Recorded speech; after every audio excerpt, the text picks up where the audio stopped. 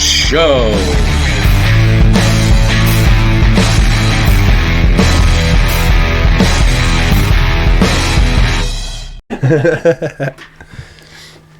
Welcome everybody to the 4th edition of the Home Growers Championship podcast, and our special guest this week is one of our coordinators, Ruby from Native Hype Mart, and she'll tell you all about herself and events, and we'll go over, just have a great conversation. Oh yeah, we're gonna introduce you guys to one of our favorite people. Yes. She's definitely been huge support in this whole endeavor. Long before it was even the Home Growers Championship podcast. We have a long-standing relationship at this point, and I am super stoked to have you on, Ruby. How are you doing today? Hey guys, I'm over here solo. You're over there in the party, but no, I'm good. Busy day, productive day. Was kind of counting down the minutes for this because I was like, I want to do it, but just doing something like this on a platform like this is kind of a big deal. So, but I'm excited, and the previous podcasts have went really well, and I love the format, and everything was really smooth, and the production guys really did a good job. I mean, we talked about this podcast for a while, and to have somebody step up and take control of that and do an amazing job and somehow know what our vision was, and us still being able to add on to that is essentially priceless, really, because it's like once you have that platform, it was one of the huge missing pieces of the puzzle to just take us to the next level of things, because the way that I work with things is I'm my own competition, and I knew what was missing. I knew what I wanted to do, but I'm also somebody that is not afraid to ask for help, to be like, hey, how do I do this? I want to get to this point. How can we get there? And I think that's one of the things that, working with you guys, I don't see an ego with anybody really. And, it's fun. It's a lot of camaraderie and, fun, but hard work. A lot of hard work. Back and forth, right? A lot of back and forth. I want to I don't know what I'm trying to say here. I want to throw an ode out there, though, to the fact that you wear a lot of hats, right? Like you do a lot of different things, and even outside of the cannabis space, you're always helping at the schools, doing the freaking kettle corn and stuff, right?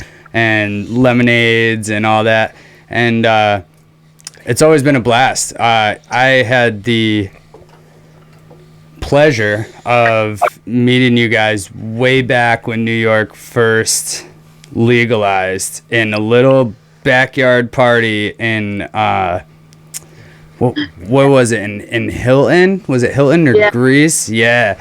And I don't even know. I couldn't even take you there. But yeah, I remember that party. It was awesome. It was a small little vibe. We ended up with the UrbaQuest company doing another little event in that same spot. And then things started to get a little more serious, right? To where you could no longer really just do a backyard party and call it an event anymore. And shortly thereafter, you and Jesse started really, really hitting the ropes hard with putting out the event, right? Like events that were of scale. They were legitimate. They rivaled something that you might see in Cali or Vegas or something to that capacity, where you're bringing out these big music acts and really setting the standard for what a good event should look like. The very first one was Labor Haze, right?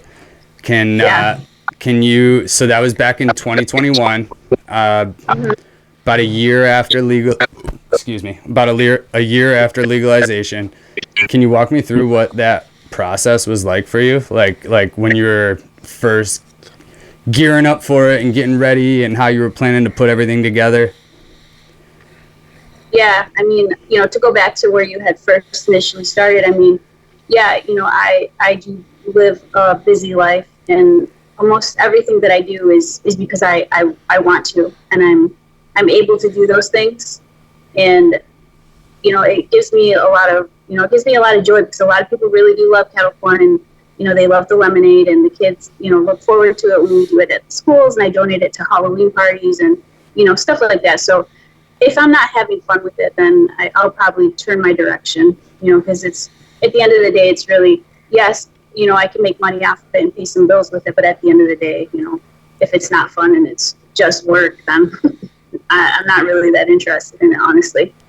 Right. But yeah, and and Jesse's always on board with any of my crazy ideas. I mean, and that's just kind of how like we flow with things, and that's how our stores are able to run. I mean, he has his own store on our res, or on his res where we live, and then I have my store out in Irving, which is about an hour difference from us. And when I first came to him with the idea of opening the store, I had told him, I got to get the store back, because my dad was leasing the store out for almost 8 years. It was a gas station, smoke shop, and I was like, I don't know why or how, but that's what I got to do. And then he was like, no, you're crazy, absolutely not. And I was like, I took a gamble. I took a gamble with it, and we're here I am 4 years later, almost 5 years later, with the store, and he helps out, and he's really just turned that corner to be that supportive husband that I knew he could be. But it's a scary thing when taking on such a huge endeavor. He's like, are you going to be back for dinner? What about the kids? It's not that he didn't think that I could do it, but he was like, what are we going to have to sacrifice as a family, because we are so close knit. He was really worried about that, and I understood that. And if things hadn't gone well, and if he really didn't start to transition to be supportive, then I don't think I would be moving forward with that in any way. But thankfully, it played out. And here we are, like you said, almost 5 years later, freaking killing it out there, right? You guys have, from what I've always seen, had top quality product in the store. Like, never, at least when I've come through, never had anything that was trash on the shelves. It was always something that was worth what you're going to be paying for it, right? I mean, it's a store. At the end of the business, there is business transactions, and at the end of the business, that came out wrong. Anyway, at the end of the day, it's a business, right? And you make it a point to have really everything in your life be top quality, as far as I can tell, right? Like, if it's worth it, it's worth it. And that's a beautiful thing. It's going back to, like I said, with the events, it sets a certain standard, right? And you try to hold the store to that standard. For those of you who haven't been out there to Native Hype Mart in Irving, I definitely would recommend taking a ride down. Quick side note, are you still doing the Friday events out there? No, they kind of died down. I really was just not able to put my full focus into it. So I was just like, you know what, I'm going to maybe start back up when it's, colder weather, and just kind of took a step back from that. Yeah. Okay. Other things, really. Okay. Yeah. I feel like somebody was trying to jump in at one point. Maybe I'm catching feedback. All right. I just didn't want to be hogging the mic over here. Awesome. So what? So I'll jump back in, because I had kind of misdirected. But so now that we got the store, the store story, so we just kind of were like, the pioneers with things, really. And Jesse and I have always we've traveled all over. We've had an RV. We've traveled the world with the kids. We've driven across state numerous times. Sometimes really great, sometimes really bad. But we've always had fun, and we've always created memories for the kids. And along the way, we'd always stop at the dispensaries and check out what's going on, what's coming up. But we've always went to Cali and went to the different conventions in Vegas, and we just really kind of stayed on top of things with even when it was we were just selling CBD. I mean, we had the vape shop out. He had the vape shop out here, which was which transitioned into his dispensary now. And then the same thing in Irving. I started with the vape shop, and then that transitioned into the dispensary as well. So it's just we've just always kind of been seeing what's on the up and up and coming out this way, really. So seeing those and being at numerous events out there in Cali, I mean, those events are, crazy. When you first see those and they're out there and it's just the Cali vibes, the weather, the people, everything. I mean, the music even is just, just wanted to bring a piece of that back. Yeah, it's like a blueprint. And I think for Jesse,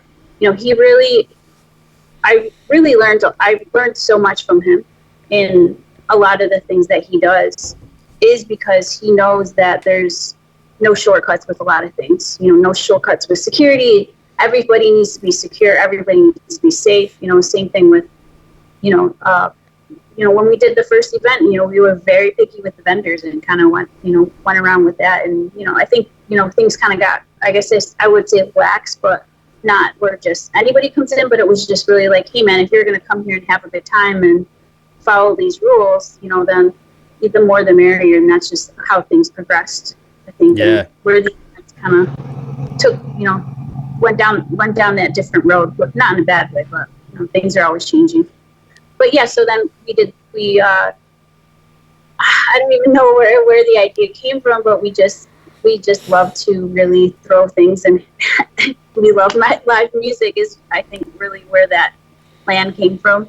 Okay. Loving live music, loving to be a part of it, loving to, provide that for the people in the community that want to come out and chill and hang out and just expose people to things that, like, you can go down the road and have this huge music festival in your backyard. Like, I think it's just the accessibility and creating the foundation for people it's just always been a huge thing for us. Whether a person sees it that way or not, that's really up to them. But at the end of the day, it's like, I don't have competition. I am my own competition.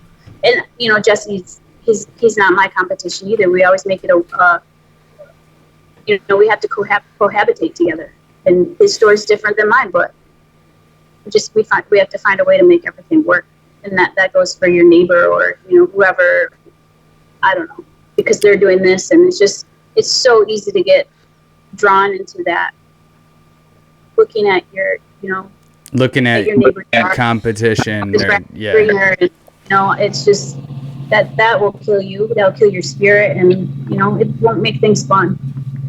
That's it. It's like I tell my son all the time, you got to run your own race. Don't worry about anybody else. Focus on what you can do to better yourself. Yeah, for sure. Definitely. His was, it was huge. It was a success. It was a beautiful day. We didn't have any issues. It was I would say we definitely didn't have the experience. We had a lot of help. We asked for a lot of help. We had, the family support, and they kind of just showed up and they're like, wow, like, you guys did this. This is crazy. And a lot of people that were there and seen it, they're like, this is it. We need to do this format of what you guys are doing. Music, vendors, people, like, unity, like, it was so fun. It was just, looking back, and I'm really thankful we were able to provide that day. And then from there, we just kind of were like, all right, well, cool. What are we going to do next? Yeah. How are we going to top that? And, but by that, I mean, how, I feel like it's fun to always keep people like guessing to see what the next biggest thing is, or, the sky is always the limit. I mean, if you have a working mind, and you can, it's such a great market that there's always a way to be original. That's the other thing too. Like, there could be, so many stores around you, but you just have to find out what makes you stick out. How to set yourself apart. So I want to back up a little bit when you were talking about that whole Cali and Vegas vibe, right? You and Jesse were actually the people to first allow me to experience that life, right? I mean, I've been overseas, but I've never been to the west side of our country. And man, what an experience. Yeah, just different. Just a whole different vibe over there in Vegas and Cali. It's the weather, like, you would never believe, especially in Cali, right? You would never believe, being a New York born and raised, that weather can actually be like that somewhere. again, it's just beautiful blue skies all the freaking time. I was in Northern California. It's a little different up there in the mountains. But Colorado was the same. Like out there, it's just the energy there was so different. The love and just the community, and I want to make it back there again. For Yeah. sure. Yeah, we drove up through Montana, and it's sort of like the same thing. You know, like all of those northwestern into the tip of California, they're all like, they're developed, but they didn't get developed into like asshole communities. Like they're still nice people, you know, and throw some bangers. I've never been to anything in California like that. I've been there, but I just think out there, it seems they love nature more. Out in Colorado, everywhere you went, there is another park or hiking trail or something like that. I just think they value the outdoors. right. A lot. I think that's starting to come across this way across to this side of the country. Truthfully, I think you see a lot more. Maybe it's more so down in central New York or in the up, not so much in the cities, right? But in Ithaca, I mean, I can't walk 10 feet without hearing somebody talking about going climbing or going hiking or doing something to that Ithaca's capacity, got that right? outdoorsy attitude for sure. So yeah, so we had Labor Haze, and I think there was a couple other ones in there before we got to the first Plugs Meet Plugs, but that Plugs Meet Plugs, holy crap, that event was wild. Yeah. It was. Go ahead. That was one of the events where, you know, we all, at the end of that first event when we started working with T from Rapper's First Choice, and you know, he actually went to Labor Haze and was like, what is this? Why am I not doing this? You know, this is it. This is what it's going to be. And, you know, he had tried to get a hold of us, and finally we connected through Tony De Niro, who's, you know, close friend, family. He linked us up, and Tony's like, yo, you got to have it at their spot. And, you know, it worked out. You know, it went amazing.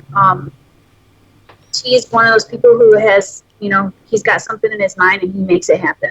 And he's just, he can he brings in those huge names. And, you know, one of the problems with, or I wouldn't even say problems, but one of the obstacles that a lot of the people will, you know, face is when bringing in these huge names is making sure they actually show up. But what are the chances that all of his acts came, performed, killed it? And I mean, it's just, you know, it's really hard to pull off, but he's such a professional. And yeah, it's solid coordinating, right? It's staying on top of their managers, making sure that everybody's happy. And really, like, showing that the respect that people have for him, because, you know, he has those connections and those personal relationships is a huge thing. You can't, I mean, we see people all the time that, you know, they think, I'm going to throw an event because it's fun. Like, no, it's stressful. It's fun to go to. Far from fun. I don't know about fun, like, yeah. There's a joyous aspect to it for sure, but the actual grunt work involved is not fun. But right, yeah. But if you're thinking in there, you're thinking you're going in and you're just like gonna have, you know, a great time the whole time, like that's just not the reality of it. And I think that's where a lot of the things, you know, kind of don't. It's not what everybody thinks, and it's really you know, it's not an easy thing to do. And it doesn't even stop at the planning, really. The event planning isn't all that's cracked up to be per se, as far as fun and games as a lot of people would think. And in my opinion, the hardest part about that is actually what people think about the least is the promotion aspect of it. So like, planning it is kind of fun. You're like, oh, this would be so cool to do this. It would be so cool to do that, right? But then, like, this person will be so. And then once you get so invested and so committed and so, depending on how big you want to get with it, now you have all of these people whose expectations you have to meet, right? And you got to make sure that you fill the area to have made all that worthwhile, or else you're looking at a major punch in the pocket, which happens, right? It happens. But at the end of the day, as long as the people there are happy, that's what matters the most, because that helps keep the name alive, if you will. And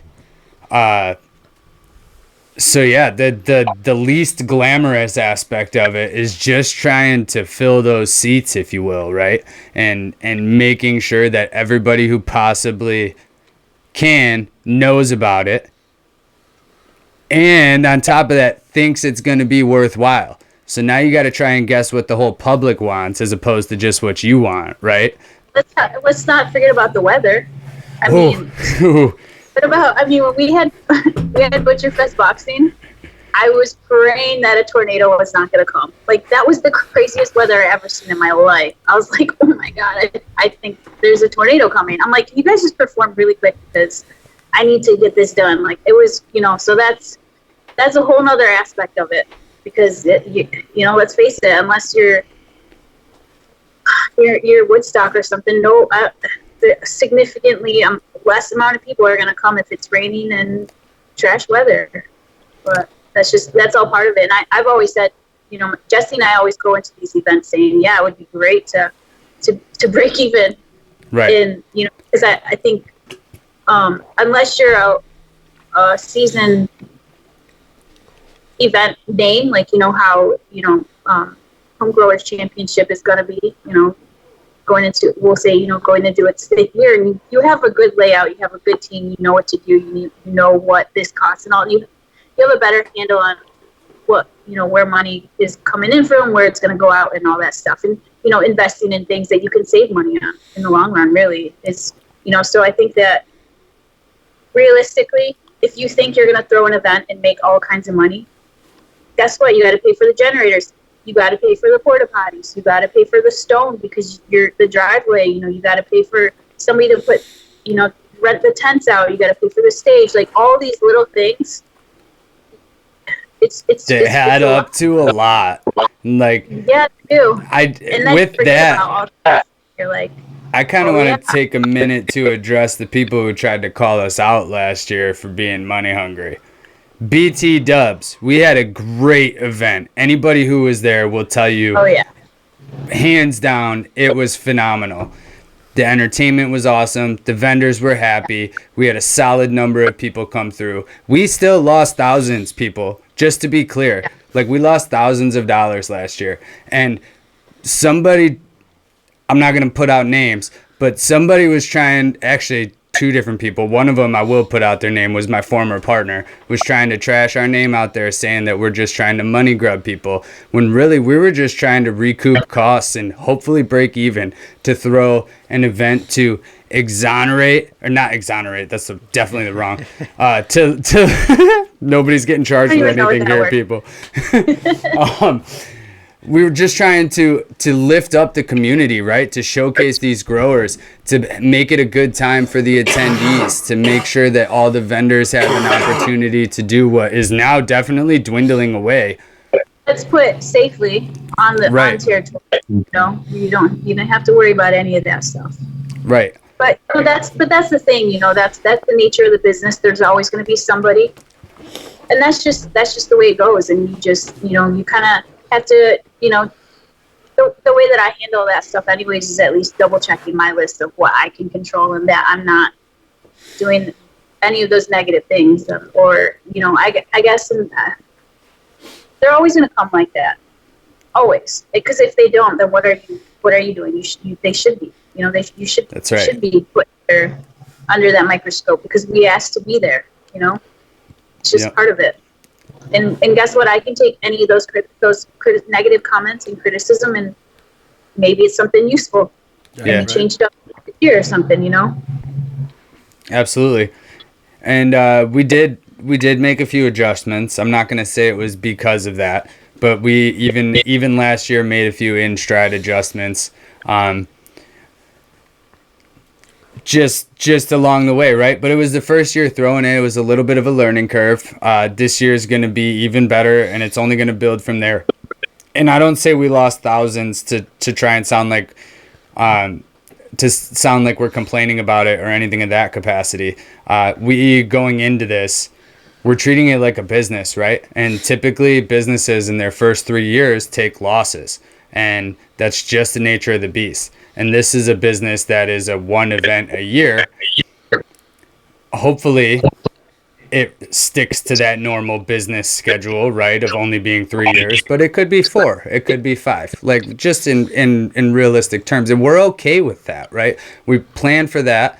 And the whole point is to build this thing up for people. And I've been quoted as saying is, I'd like to get us to like a grassroots level. You know what I mean? That's a solid New York festival that already goes on. I'm not trying to say grassroots. I'm trying to compete with you or anything. That's not it. But I would like to reach an event of your capacity and hopefully do so with you. Call me. That's good. But I think it is important to say that there was money lost, because there are people out there who think that you throw an event and you just pocket all this cash. And why are you charging vendors this much, and why is this much? But because there's expenses, and it's I don't know.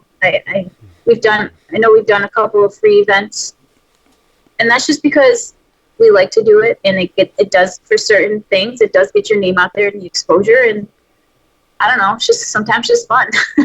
And that's really the name of the game. Man, I'm echoing in my headphones so bad. That's why I cut it out earlier, people. I'm sorry, but I'm soldiering through it.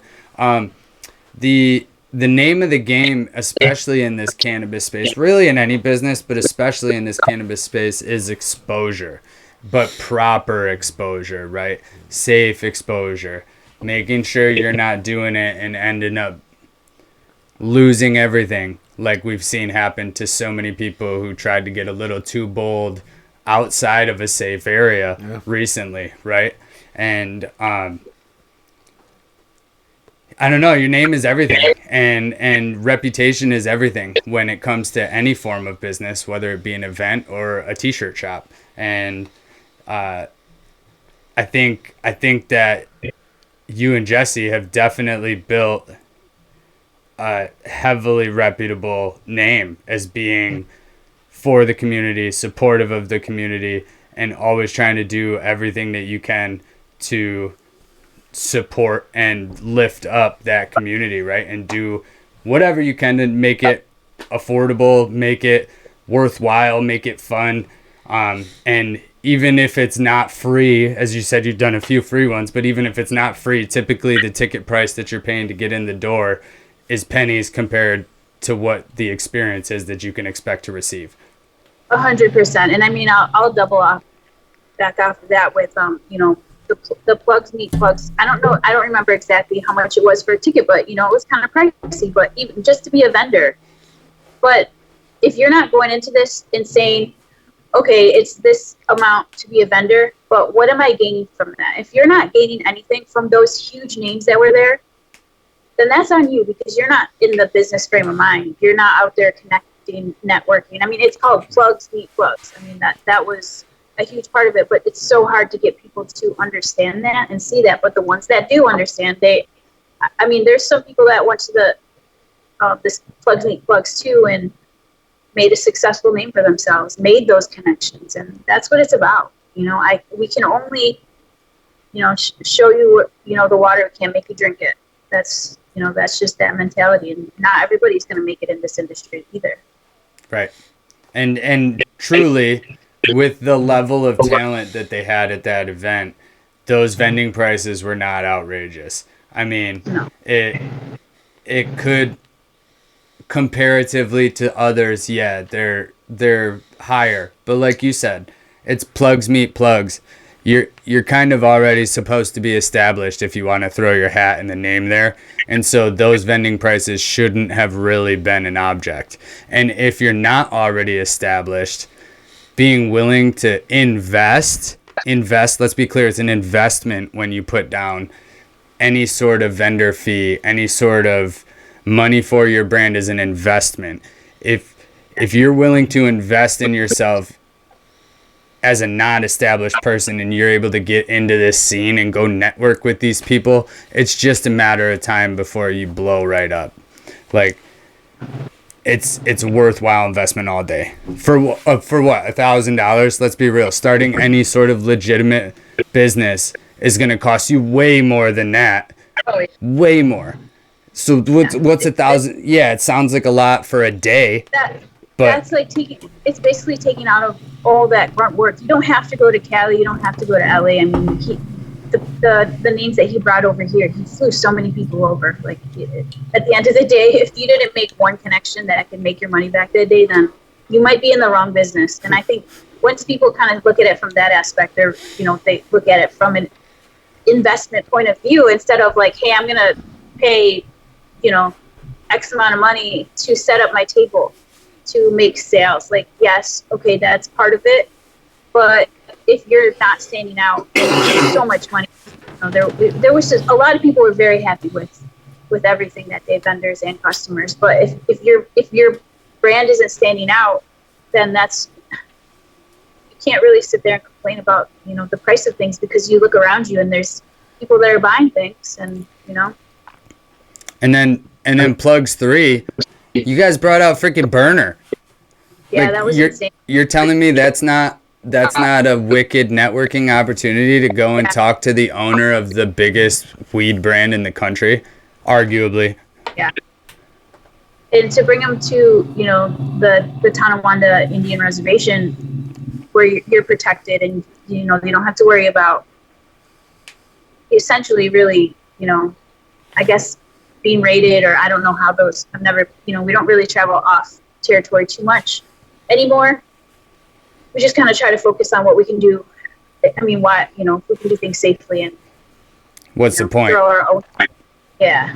We'll go and kind of, hang out and support friends, and, went to events with you guys and stuff. But at the end of the day, if we can do it safely in that environment with those huge names, like, sign me up. Yep.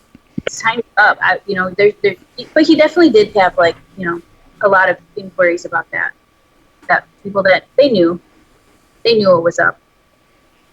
But I think, just even doing like the smaller events, and, you just, as long as you're always learning something, even if something doesn't work out or something got canceled, at the end of the day, it's just all part of it. Like, you got to pick yourself back up and move forward and learn from that. That's, you get knocked down twice, you get up 3 times. It's with everything. Never going to keep me down. No, and I think that's, so to go back, I mean, when I was first initially, Benny the butcher came to me and was like, yo, he's seen the events and he knew what was up. He was just like, we got to do something. We got to throw a crazy event. And I was like, yeah, we'll do that. So, then again, Tony De Niro, we met him first, and, he's family.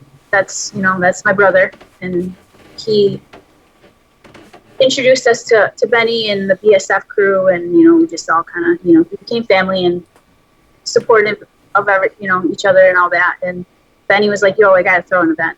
And I was like, yeah, let's do it. And he's huge into boxing.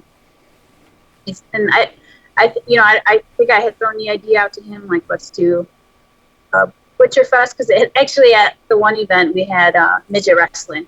Yeah. Which was it. Like, that was the most fun, and I'm going to do it again. I just don't know when, but so that's the other thing. Like, the one day we're planning everything for the event. Everything's looking good. He's like, and for some reason, Tony and I don't know, there's 3 other guys went in to buy a boxing ring.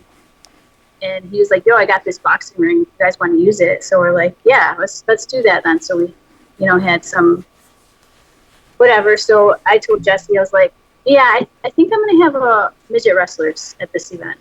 And he was like, all right. Okay. He didn't say much, as he normally does it. And, just to let me kind of do my thing. And he has, trust and support, and You know, when you have that, you can pull off amazing things. It's just, you know, and that's what he gives me that space and the freedom to do that. Unless it's something so outlandish or like that's probably not a good idea, you know. So the mutual respect and the communication that we have is, you know,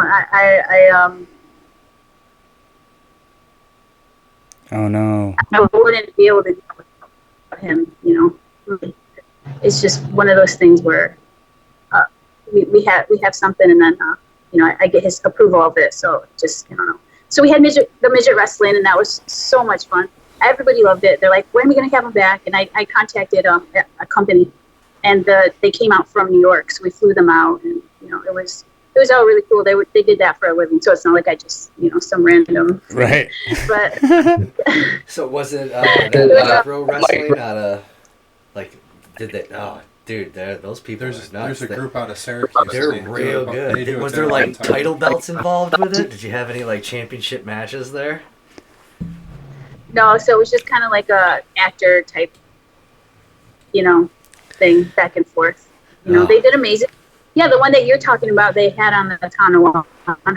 I forgot the name of it though. I think there's one like micro wrestling is what it's called, or something. Extreme midget wrestling. Extreme midget wrestling. Yeah, that's the one. Yeah, I don't know. I'm not sure if it's that one. But so we had that, you know.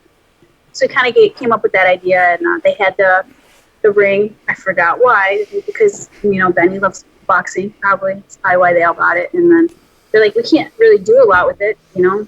There's so much red tape with all that. So we kind of talked about it, hashed it out, talked about dates, and he brought in another company and we kind of worked together. I think it was, her name's Talia.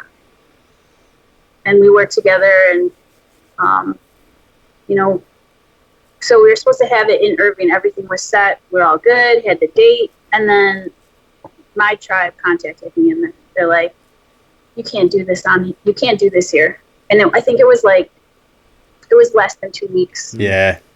I was like, oh my gosh. They're like, yeah, if you continue on, you're going to get a, you know, cease and desist. I was like, oh man. So I talked to some people. I went through, I got their paperwork. I tried to go through and do it, you know, that way through my tribe, so I could still have it out there on my res.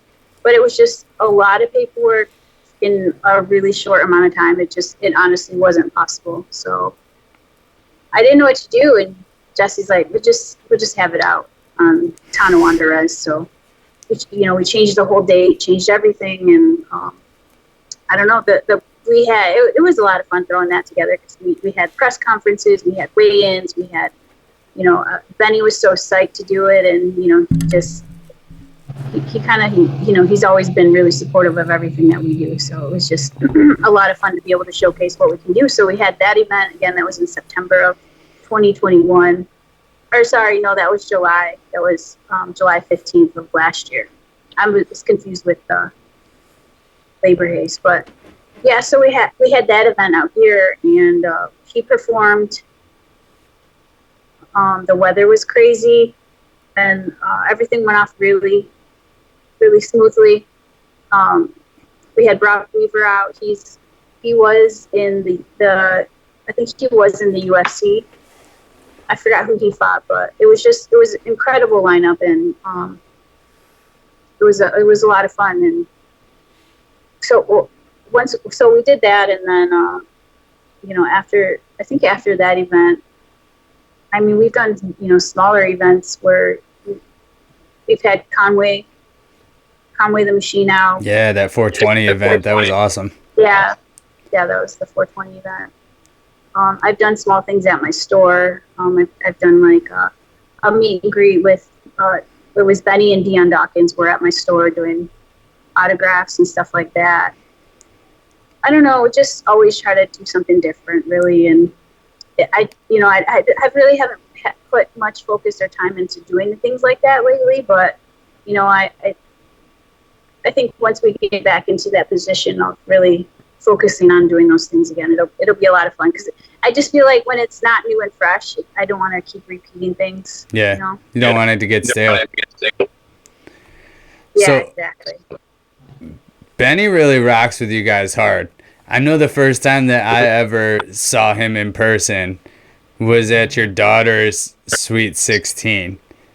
Oh yeah, I kind of forgot about that. That was freaking awesome. He puts on an amazing show. If you've never been to a Benny the Butcher show, you are really, really missing out. Unless you're like avidly anti-rap, you need to go to one of these shows. Because there's those people out there. I mean, I got this one guy that I'm really good friends with, comes into the smoke shop I work at all the time.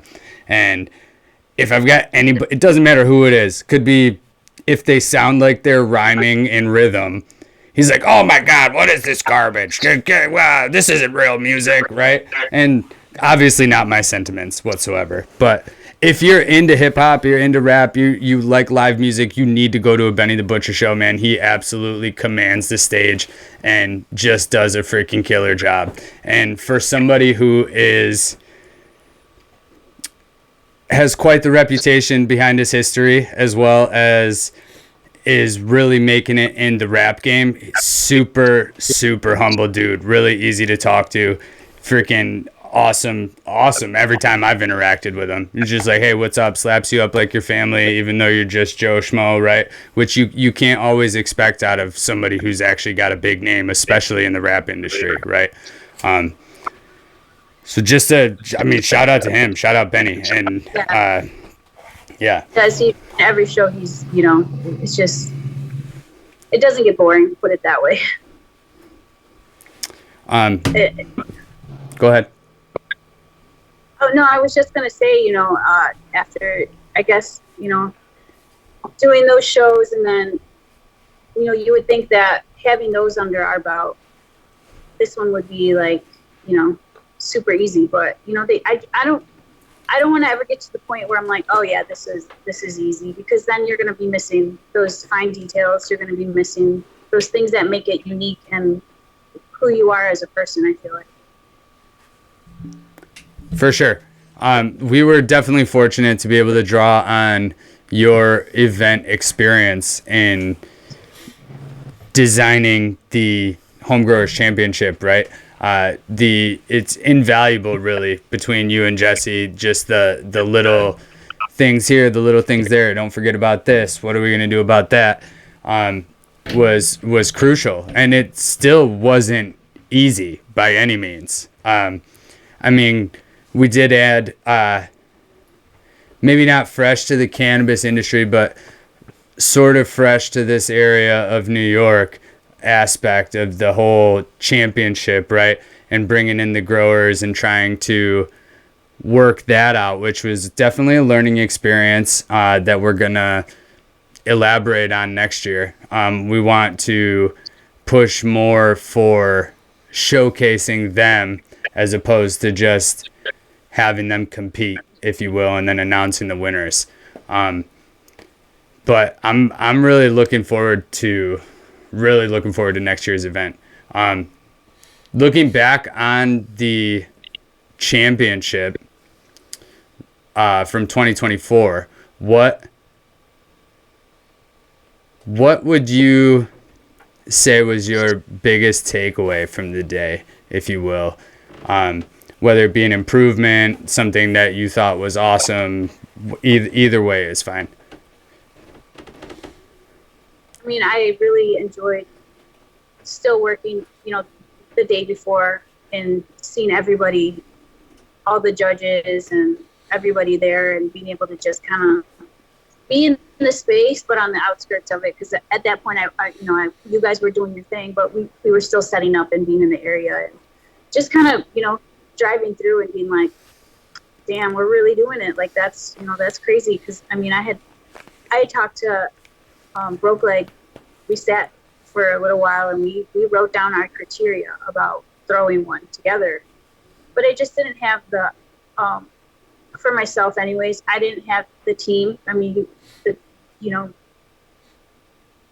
guys were, you were so instrumental, and I think that's one of the main things that I really needed to make it happen was, the confidence, and I guess, having the courage to move forward with things, even though it was brand new. And things happen the way they're supposed to happen. But we did sit down and we wrote the whole thing, and it was always there, something that I wanted to do and he wanted to do as well. And the fact that he got to be a judge too and is on board with everything and add his expertise, because I know he's been to a bunch and he's thrown a bunch as well. And I don't, I will not claim to know everything, and I want to be able to pick his brain and see what he thought as well too. So, just riding through and being like, this is crazy. Like, I think when I think of something and I'm like, this would be cool to do that, and then it manifests itself. You have to be in the moment a couple of times to be like, wow, because it's not always crazy, ram, stressed out. You get those moments, and that's what makes those moments is what makes it worth it at the end for me, because you are, okay, cool, enjoyed that, they're awesome, love that. Now to go set up poles or, whatever. I mean, that was huge. I think on the side of planning things, again, we could have it to the T. We're doing this at this time and this, but life is life, and it always tends to throw us curveballs. But it's not anything that we can't move past. It's just obstacles. But I think setting up even like a whole week beforehand, because we were just so, down to the wire.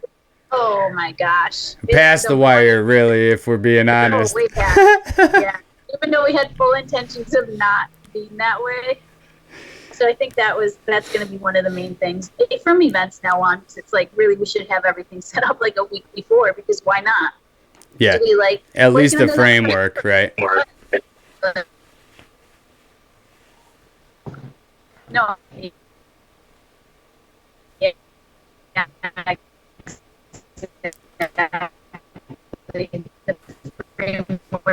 But I mean, again, you did in the cross, so I commend you for that, and it brings a lot of value to the team for sure. We lost you a little bit, Ruby. But I think, oh, okay. I think I would like, and we've talked about that, whether it's, growing classes or making your own, who knows, I don't know, painting, something like that, interactive things like that. Just a lot. We had so many ideas, but being able to execute all of them is, honestly damn near impossible, but we did very well, and not everybody's going to know behind the scenes what didn't we had happen. In our minds. We'll just kind of save that. Yeah, we'll save that for the future, but I think, it's important to kind of give everybody what they feel is of value. And I'm not saying that we didn't, but I always, there's always room for improvement for sure. Yeah.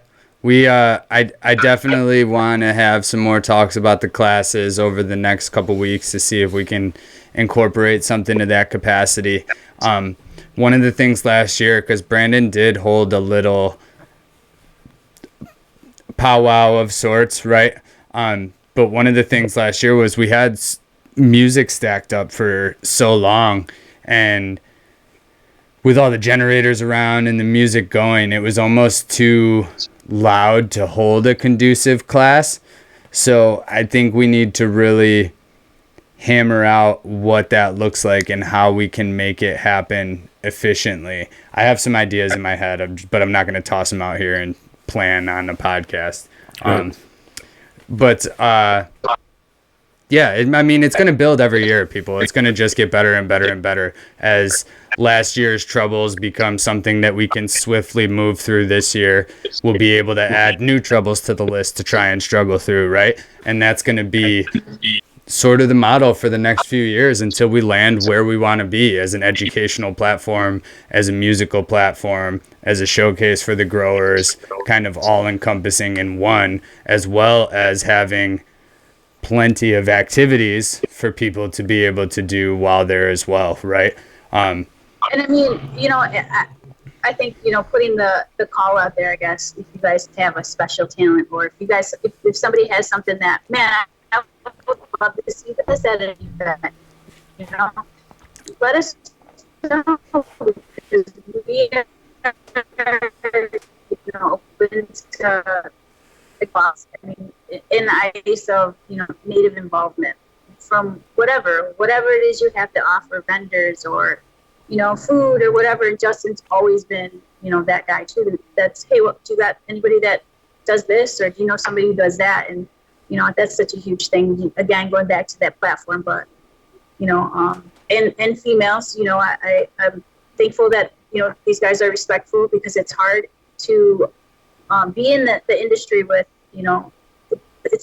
it's a man's industry. It is. And I have 5 daughters. Jesse and I have 5 daughters. So I'm always, if I hear something, I'm going to call you guys out. And that's just how I am. And, hopefully it sticks with you guys and you realize and know that, like, there's a reason for that. I'm not being a bitch. I'm just, speaking up and telling you guys, like, that's not okay. I already have enough to fight with or deal with and contend with. And anybody else that is a woman in my, in my position or even in the industry knows and understands. And, I can only tell you so much, and I still have to, and I don't mean it in a negative way, but I still have to kind of point out things to Jesse when, those are happening in front of him as well, because he's, how would he ever be so in tune with that? He doesn't know what I'm feeling or any of that. But, again, shout out to you guys. You guys, allow me to interject and put those feelings out there, and that, are open to having more women on board as well, as far as judging and all that stuff. So yeah, absolutely. Absolutely. That's a real community right there. It's having a mix. If it was all guys doing it, yeah, it might be fun because might get a little rowdy, but having that diversity in there, being judging, planning, it really does show that sense of community that this space has. It's not even just one person's community that you live in. It's everyone coming together like this is what I like about it.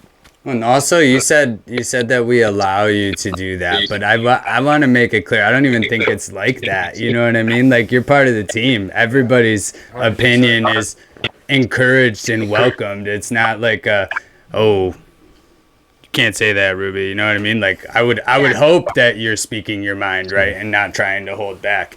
And it really like, we thank you, because sometimes it's just something from a guy's perspective, it's just something that we don't even think about, right? It's not so much that it's exclusionary or anything of that capacity where it's intentional, right? That a lot of these planners maybe don't have women judges or don't have a woman coordinator, right? It's not even a thought that it's exclusionary, but it's just something you don't think about. You're like, oh, hey, this guy does this guy does this. Let's fucking band together and be a team, and that's going to be great. But at the end of the day, it's really important in any endeavor to have multiple perspectives so that you can really make sure you're checking the boxes to cater to the community as a whole, instead of just what the bros want. You know what I mean? Yeah. No, I don't, by any means, you know me well enough that I'm not going to be shoved in the corner. Nope. I mean, what I mean by that is, by allowing me, is you don't stuff me in the corner. You don't, you are very respectful of anything that I have to say, and I do feel like a part of the team, and I don't feel like I'm just because I'm Jesse's wife or whatever. It's not that way, and I know that it's not. So that's all that I mean by that. But I find myself too forgetting that I have to really, because I hold myself responsible for that, because I do have 5 daughters and I being a woman myself. Some people don't have that voice, that platform, and I do forget myself to be like, wait, we need more women, or wait, I should find a woman for that. So you guys also keep me on track with those things too, because nobody's perfect. But if we're all kind of having those like-minded ideas and the same goals in mind, then it works. It helps a lot. Hell yeah.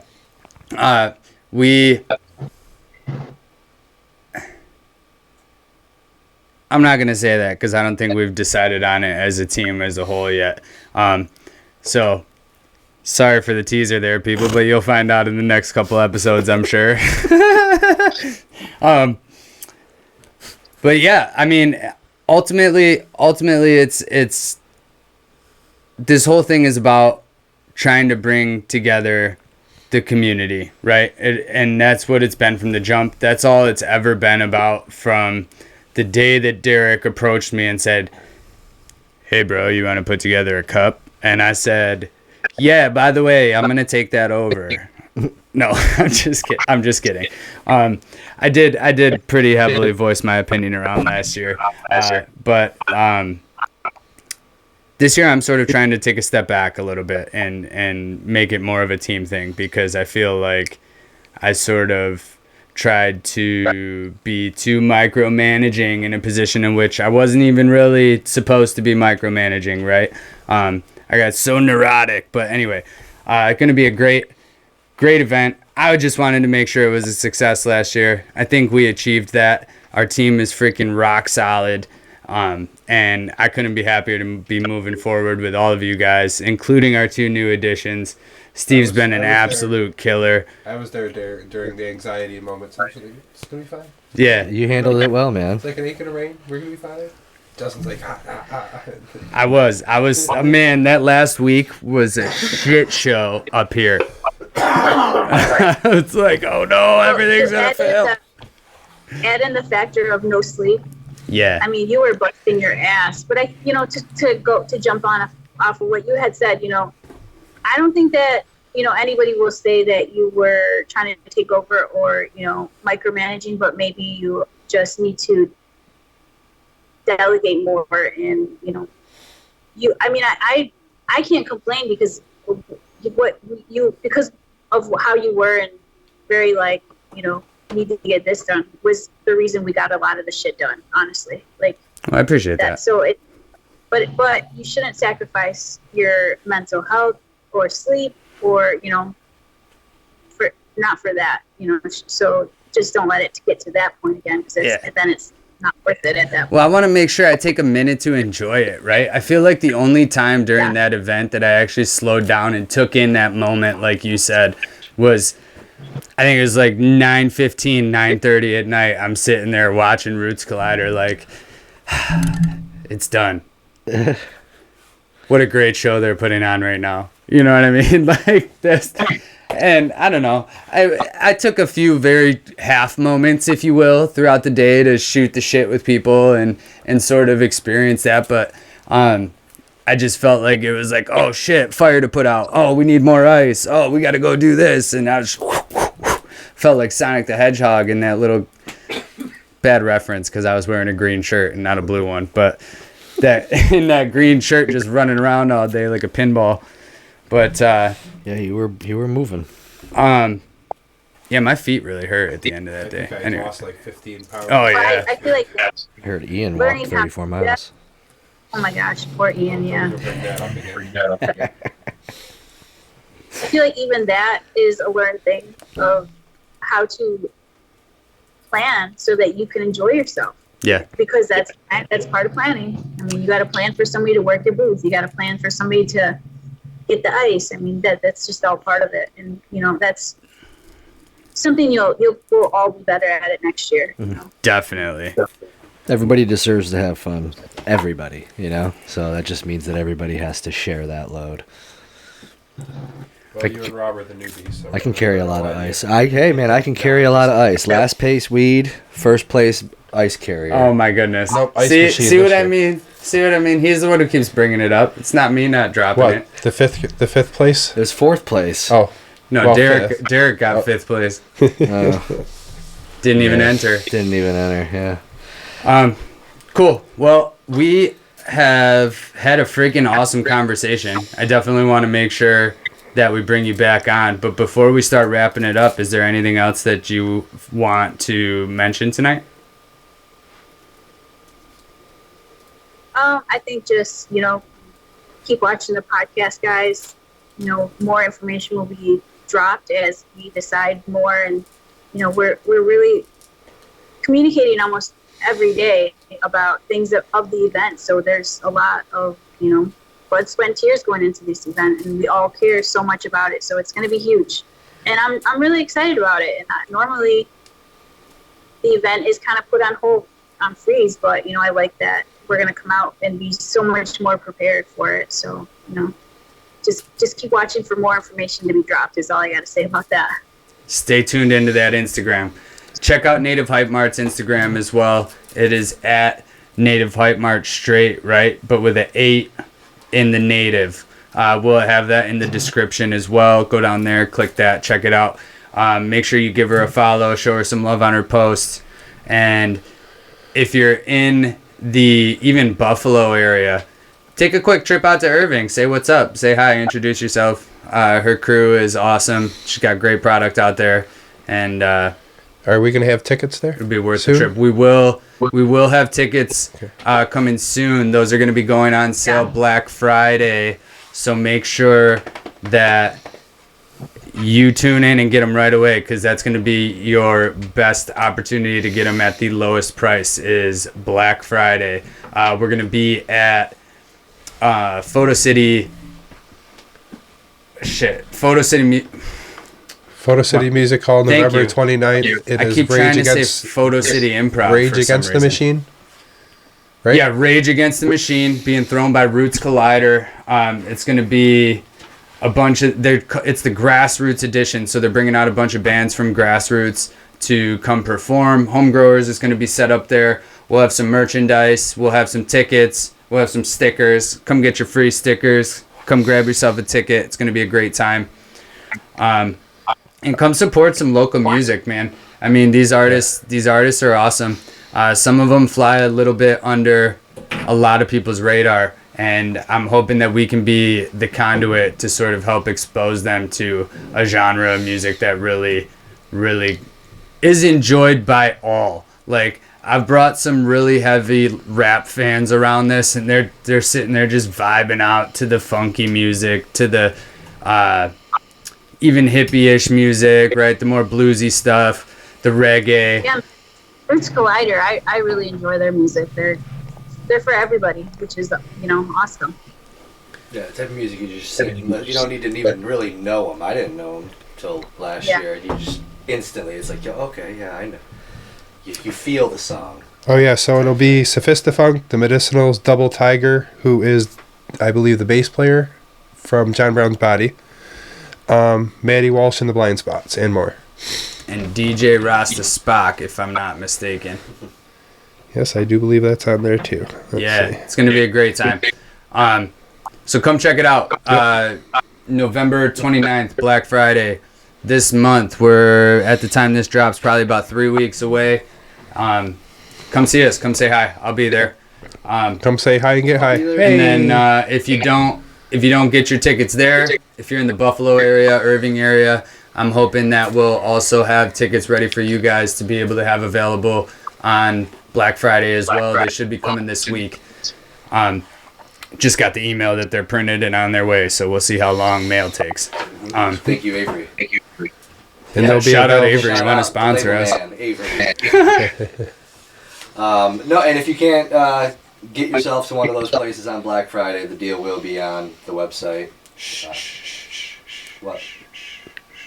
We want them to come. Yeah, well, if you can't get there, you still want to buy it. You know what I mean? This is worldwide, baby. We're worldwide right now. YouTube's not just New York. HGCE worldwide. HGCE worldwide. Cool. Yeah, with that, people, don't forget to subscribe if you just came across this video today. Like it. Throw us a comment. We definitely want to know your ideas for future events, what you'd like to see, who you'd like to see. If there's some sort of anything in specific, throw it in the comments and let us know. Share this video with a friend, man. That's the best way you can help us out, is by spreading this name. The more likes we get, the more subscribes we get, the better we do in the algorithm, right, people? That's how it goes. And the better we do in the algorithm, the more people we can reach, the more people having fun at the championship at the end of the day. Yeah. Help us out, show some love, and go check out the website for merch.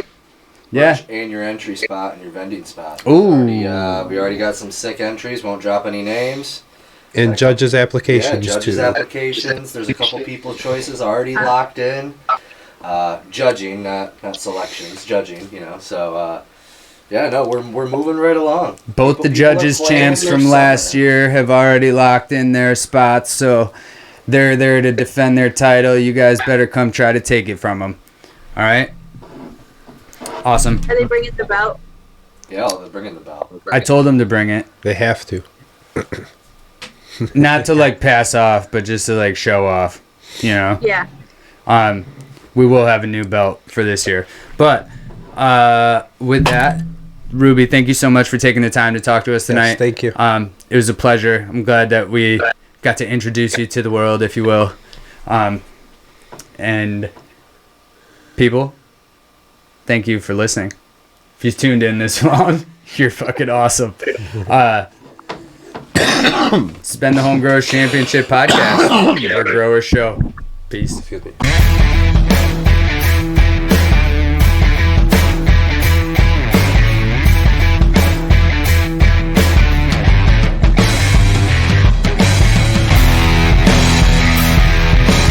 Where growers show.